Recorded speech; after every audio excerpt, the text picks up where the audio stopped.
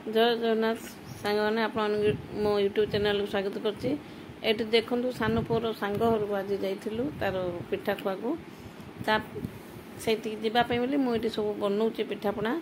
Eighty मेंढा सेंगा बनौछि देखंतु अटा तिनि गिना सुजी गिने नहीं कि एथिरे गरम तेल अधा गिना देकी मु एटा खास्ता करली सेटा तापर दली की रखिछि सेटा पछे देखिबी। एटी देखनु बिरी मसला पड़ा पई बोली मसला बना चलछि तेल रे फुटण देकी प्याज देली प्याज भजला पर अदा प्याज रसुण अदा बटा देली सेटा टी कसला पर टमाटो देली तापर एथिरे हल्दी गुंड लंका गुंड आउ मसला गुंड नून सब देकी एटा कषा हला मसलाटा तापर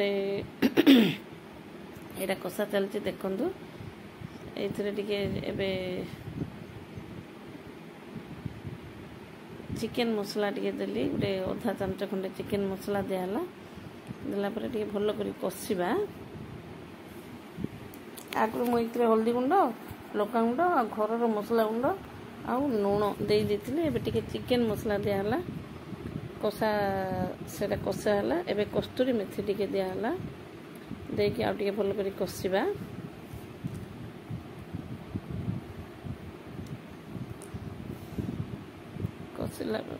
फ्रेंड्स भल लगे आपण मानक लाइक करेंगे कमेंट देवे शेयर करेंगे सांगसाथी मानक सब्सक्राइब करूँ समस्ते प्लीज प्लीज।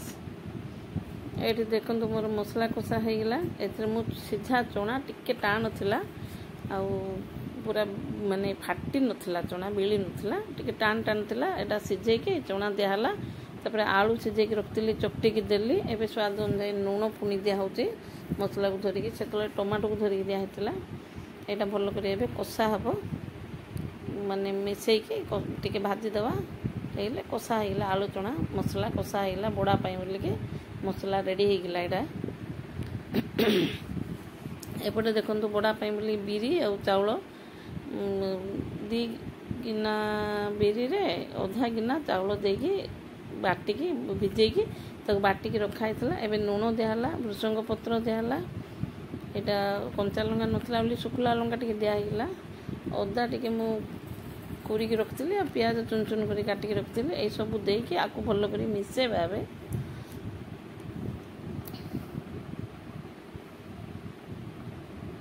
ताक भल कर मिसेबा एबे एमती रखिबा।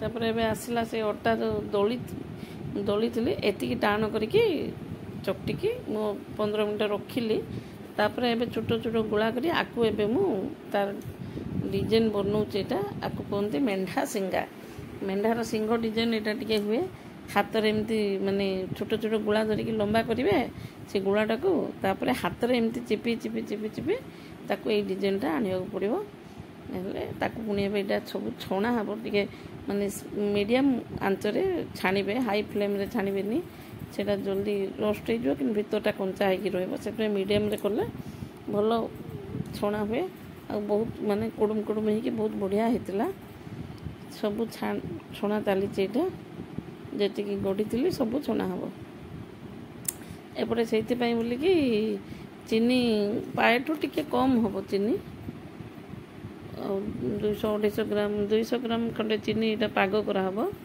सब से मेंढा सिंगा छणा होती से सब ये सब यहाँ पाग होगले से दबा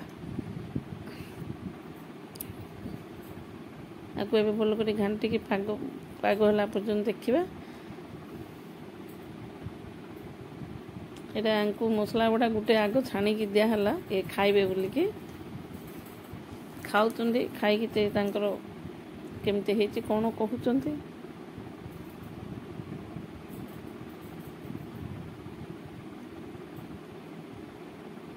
भल लगुच बोली कहते आ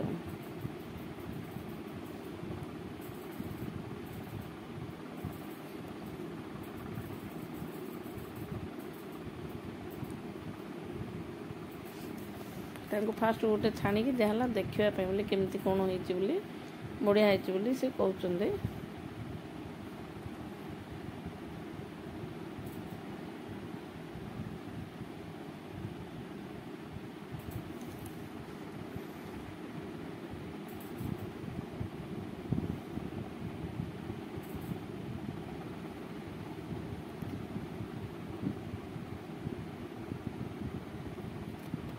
ଏଇଠି ମେଣ୍ଡା ସିଙ୍ଗା ସବୁ ଛଣା ସରିଲାଣି।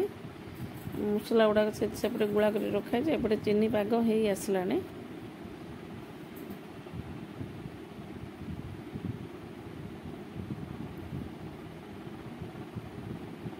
ଏଇ ମସଲା ଗୁଡ଼ା ଗୁଳା କରି ରଖାଯାଇଛି। ସେଇ ପିଠଉ ଟିକେ ଆଣ ଧରିକି ସେଇଥିରେ ଗୁଳା ଗୋଟେ ଗୋଟେ ରଖିକି ତାକୁ ସେପ୍ ଦିଆହେବ ଟିକେ ଲମ୍ବା ଲମ୍ବା କରିକି।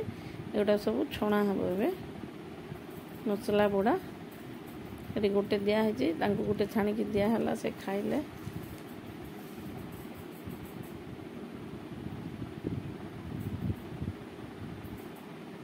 ଏଇପରି ସବୁ ଯାକ ସବୁ ଛଣା ହେବ ଗୋଟେ ଗୋଟେ କରିକି।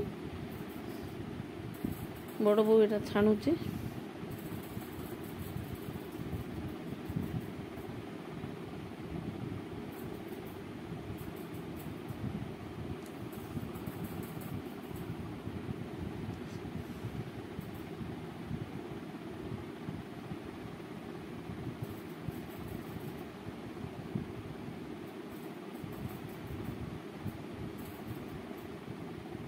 ଏପଟେ ଚିନି ପାଗ ହେଇ ଆସିଲାଣି। ଏଥିରେ ଅଳେଇଚ ଆଉ ଗୋଲମରିଚ ଗୁଣ୍ଡ କରି ରଖିଥିଲି, ଦେଇଦେଲି ଭଲ ଫ୍ଲେଭର ଆସିବା ପାଇଁ ବୋଲିକି ଦେଲି।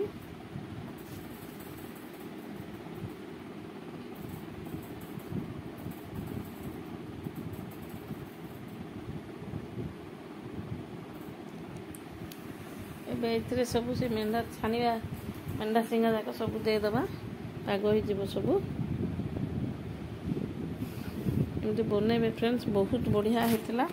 ଏକଦମ କ୍ରଞ୍ଚି ହେଇକି କ୍ରିସ୍ପି ହେଇକି ବହୁତ ବଢ଼ିଆ ହେଇଥିଲା। ଭାଗ ମାପ ଠିକ୍ ଥିଲେ ସବୁ ବଢ଼ିଆ ହୁଏ। 3 ଗିନା ସୁଜିରେ 3 ଗିନା ଅଟାରେ ଗିନେ ସୁଜି, ଅଧା ଗିନା ତେଲ ଦେଇକି ଭଲ କରି ଆଉ ଉଷୁମ ପାଣି ଦେଇକି ଆଗ ତାକୁ ଭଲ କରିକି ଚକଟିବେ। ଆଗ ଖାସ୍ତା କରିବେ ଗରମ ତେଲ ଦେଇକି, ତାପରେ ଉଷୁମ ପାଣିରେ ଅଟାଟାକୁ ଚକଟିବେ ଟାଣ କରିକି। ଦେଖିବେ ସେମିତି କଲେ ବହୁତ ବଢ଼ିଆ ହେବ। ତାର ଭାଗ ମାପ ସେଇଟା। ଏଇଟା ଚିନି ପାଗ ଦେଇକି, ଚିନି ପାଗ ହେଲା ପରେ ଏଇଟା ସବୁ ମିଶେଇକି ତାକୁ ଘଣ୍ଟା ହେଇଗଲା। ଏଇଟା ରେଡ଼ି, ମେଣ୍ଡା ସିଙ୍ଗା ରେଡ଼ି ହେଇଗଲା, ପ୍ରସ୍ତୁତ। ବହୁତ ବଢ଼ିଆ ହେଇଥିଲା। କରନ୍ତୁ ଆପଣମାନେ ବି ଏମିତି।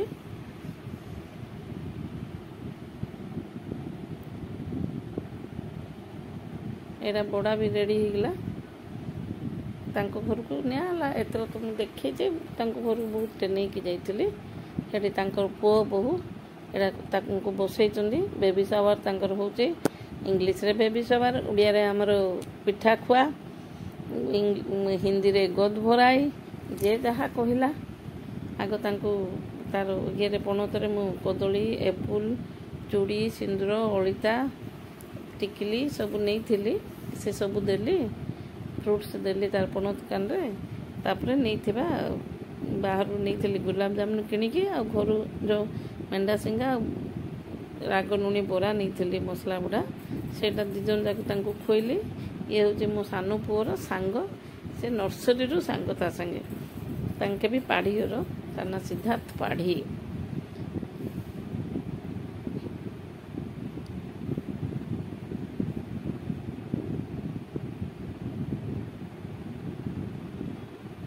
ସେମାନଙ୍କୁ 2 ଜଣ ଯାକ ଖୋଇଲି, ଆଶୀର୍ବାଦ ଦେଲି। ତାପରେ ମିଶିକି ଗୋଟେ ଫଟୋଟି ଉଠେଇଦେଲି। ବହୁତ ବଢ଼ିଆ, ପିଲାଟା ବି ବହୁତ ବଢ଼ିଆ। ତାର ମୋ ପୁଅର ବହୁତ କ୍ଲୋଜ୍ ସାଙ୍ଗ ସେ।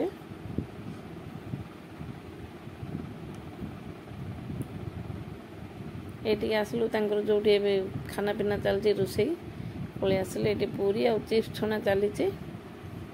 ସେପଟେ ରୋଷେଇ ସରିଲାନି, ଖାନା ବି ଆରମ୍ଭ ହେଇଗଲାନି। ଦେଖନ୍ତୁ ଏଠି ଭାତ, ଡାଲି, ଭେଣ୍ଡି ଟମାଟୋ ସୋରିଷ ବଟା ଖଟା, ବଟର ପନିର ମସଲା ଘାଣ୍ଟ ତରକାରୀ, ତାପରେ ଚିପ୍ସ, ମିଠା, କ୍ଷୀରି, ପୁରୀ ଆଉ ଫ୍ରାଏମ୍ସ ଏତିକି କରିଥିଲେ। ଏଠି ଦେଖନ୍ତୁ ଥାଳି ସଜା ହେଇଛି। ଭାତ, ଡାଲି, କ୍ଷୀରି, ମିଠା ସବୁ ଇଏ ଖାଉଛନ୍ତି। ଅନ୍ୟ ଗେଷ୍ଟ ମାନେ ବି ଆସିଛନ୍ତି, ସବୁ ଖାଉଛନ୍ତି। ଏମାନେ ବି ଆମର ଚିହ୍ନା ଜଣାକା। ବହୁତ ବଢ଼ିଆ ଭୋଜି ଭାତ ବି କରିଥିଲେ। ଭଗବାନ ତାଙ୍କୁ ଖୁସିରେ ରଖନ୍ତୁ।